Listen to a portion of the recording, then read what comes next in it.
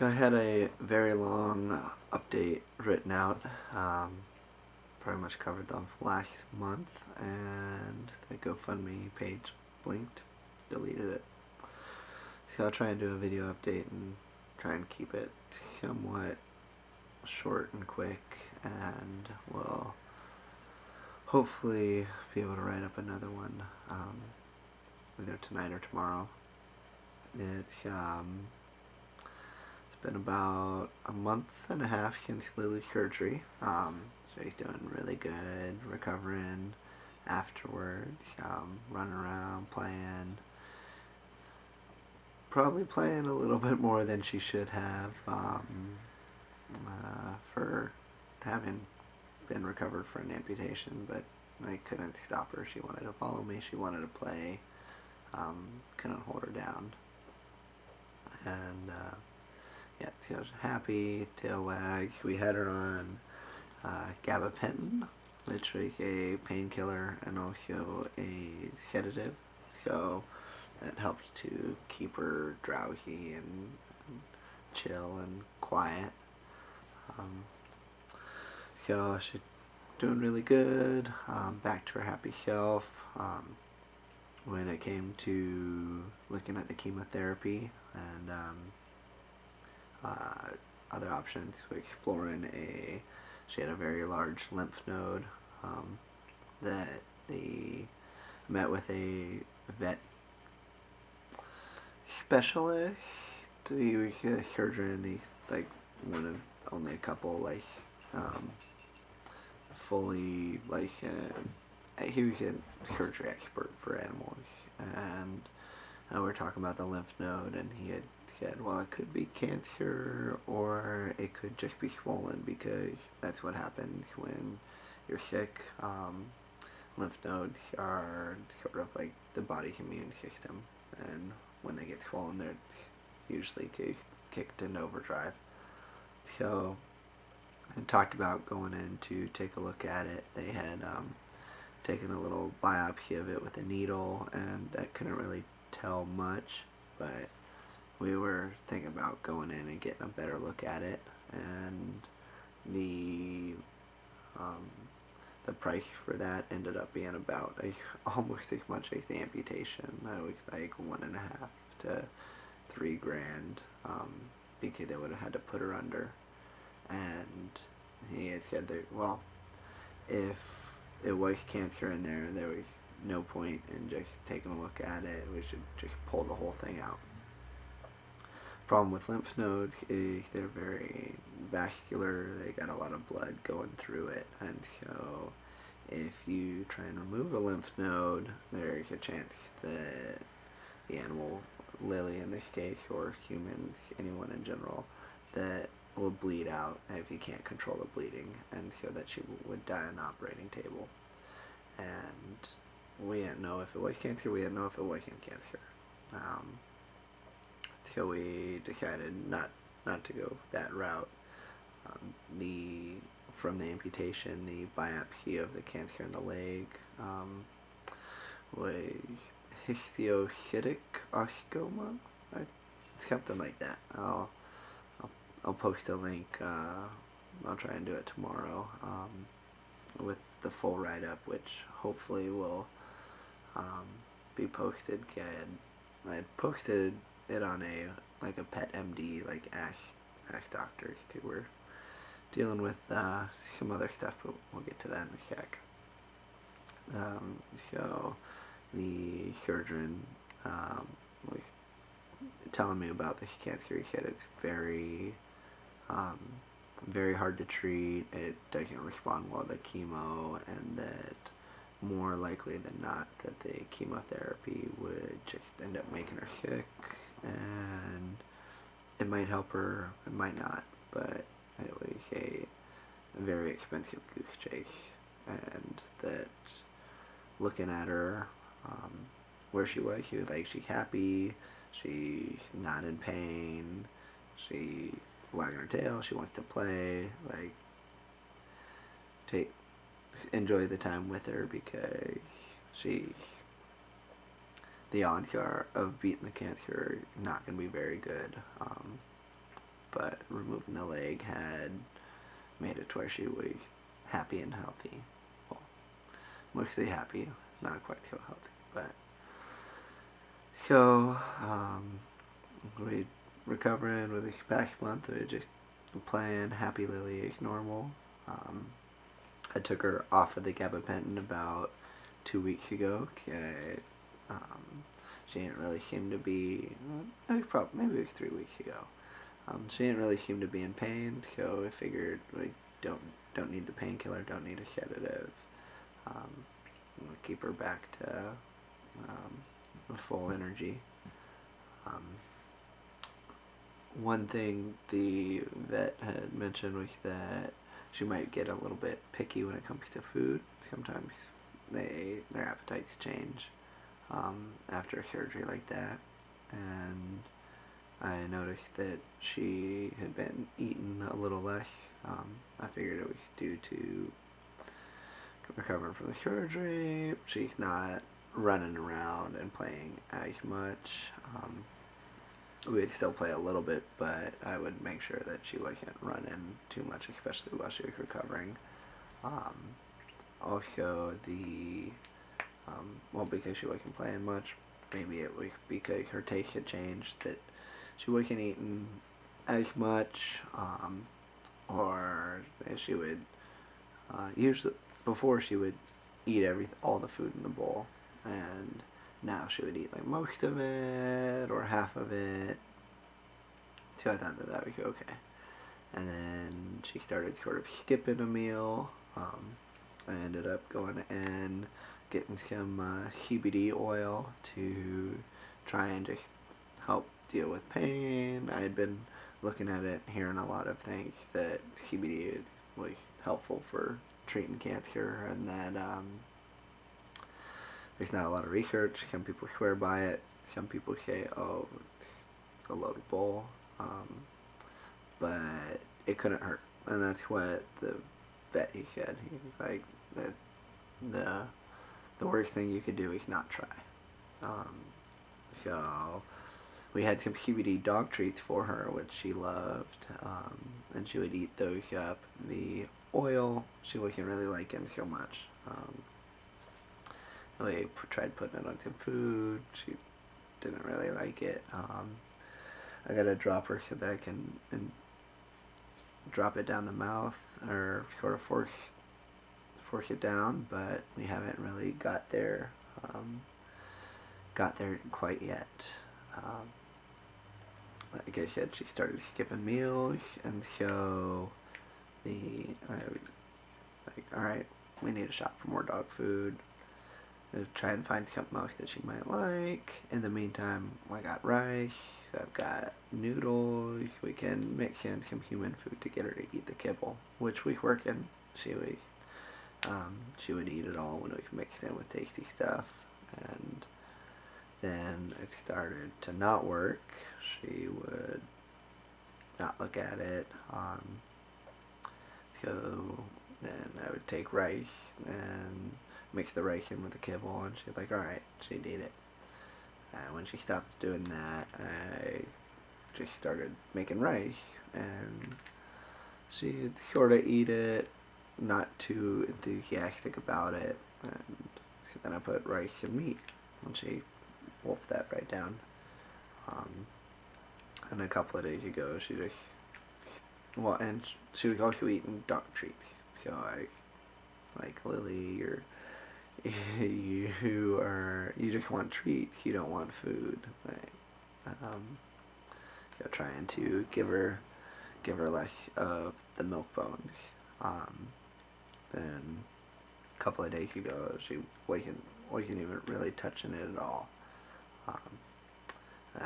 We went to the beach, not last night, but the night before, and she wouldn't eat any of the rice that I had.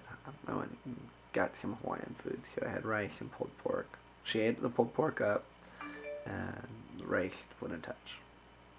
And then she ended up throwing up at the beach, which I figured was due to drinking the water, and maybe getting a little bit of sand in with the pork. And so yesterday morning, she threw up a little bit as well. I could see him with the pork that we can't. She hadn't been eating much because it was mostly bile. Um, couldn't get her to eat. Tried giving her treats. She didn't want a bone. So went out to try some other options. We got some wet dog food and got over my house, went to my dad's house, and she took like 2 bites of the wet dog food, then didn't want any more. My dad had a parrot, and Lily likes to go and scavenge for the parrot's kibble. So I took some of that, and she ate some of the kibble, like small, well, less than a handful, and then didn't want any more. So I was like, alright, she's getting really picky. Well, she loves beef and she loves chicken, so I'll go pick up a rotisserie chicken. Left the house, went to the store, and came back from the store with the rotisserie chicken, and she had thrown up the the wet dog food and the kibble. So, and she didn't want chicken. I carved it right off. Tried to give it to her, she didn't want it. So I took her into the vet, and the vet felt around, felt her body, listened to her heart. Yet she looks to be happy and not in pain. The eating and the vomiting, they prescribed a Carenia to help with nausea, so hopefully she won't vomit. And then they gave him intake to help with the appetite stimulation. So they gave the nausea medicine last night.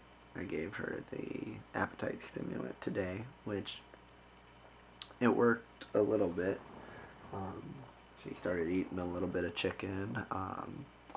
She ate some of her treats. You can see she only took a little bite out of this one. We got another half-eaten one on the ground there. But I was offering her chicken, rice, bread, pumpkin, in case people had recommended pumpkin. This plate has been in front of her almost all day. And as she was eating chicken, I would add more, but she never cleared the plate. So she's been starving herself. She's still drinking a lot. She's peeing a lot. Her urine's looking clear. But over the last 2 days, she's been very lethargic, which not even when I don't eat, I don't have much energy. So I'm hoping that it's mostly just from an upset stomach, or maybe she was hurting and that's why she wasn't eating. I've did a little bit of research on Pet MD, which I know WebMD and symptoms can be very bad for hypochondriacs, and thinking, oh, you read something and oh my god, I've got cancer. Well, Lily does have cancer, and so the things that we're looking at, or I was reading into, is what might be causing this, and because last night at the vets we didn't do x-rays or blood work to see if the cancer had spread. We were kind of assuming that it will, but one of the things that ticked all of the boxes for vomiting, lack of thirst or lack of eating, increased thirst, increased peeing, and just being lethargic and laying around with liver failure. So that's what I'm afraid of right now. We haven't confirmed it because that's a $200-300 test for blood work. Just to, when we were talking about blood work and x-rays last night, the vet was like, well, we can do this, but all it's gonna do is tell us, hey, this is happening, when really there's not much we can do about it because of the cancer being so aggressive and malignant, I think is the term they use for that. So, like, the best thing to do is just treat her pain, try and keep her with us as long as possible, and treat the symptoms as they arrive, which right now is the not eating, the vomiting, and being lethargic, which I'm hoping that if we give her more food, she's going to want to hang out or want to be more active. But I just don't know. Reading into liver failure, it said it's generally pain-free, and generally what'll happen is people will continue to drink and pee, but won't really want to eat, and aren't really aware of what's going on, and then they just sort of slip off into a coma. So I submitted most of that long write-up that GoFundMe blinked away was going to a pet MD for the vets there to consult and answer, and I was going to fire off emails to another couple of clinics as well. But the questions I'm kind of dealing with right now are, what can I do to get her to continue to eat and drink? What get her to eat more?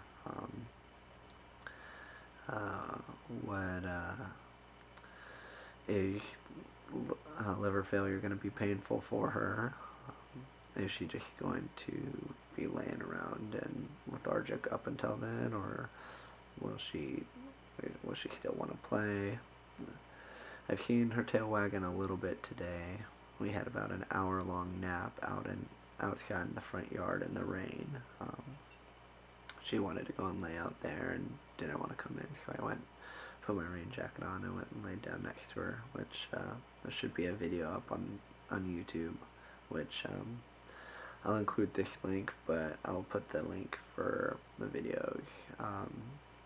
Okay, I uploaded a few. Yeah, so I'm gonna try and keep giving her this entice to get her to eat more, but I'm probably gonna drop the since we're not gonna go through with the chemo, we're gonna drop the GoFundMe amount down to just the cost of euthanasia, and maybe the amount, I think this is $120 for this little bottle of liquid, but I'm gonna try and spend as much time with her that I can here in the next week or two. The vet last night gave an estimate of a month, but Lilly dropped 10 pounds in the last month. Probably most of it is from the leg, but her ribs are starting to show because she's not eating, and I know she loves rice, I know she loves bread, I know she loves chicken, I know she loves these little cubity squares, and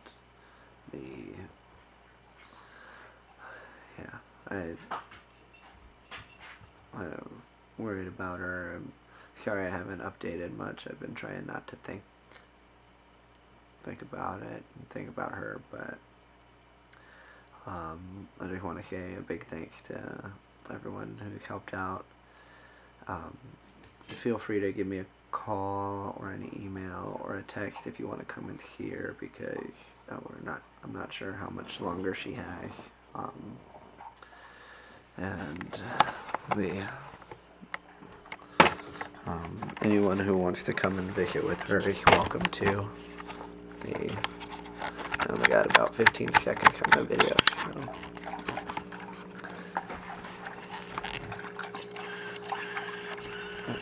Hi, baby girl.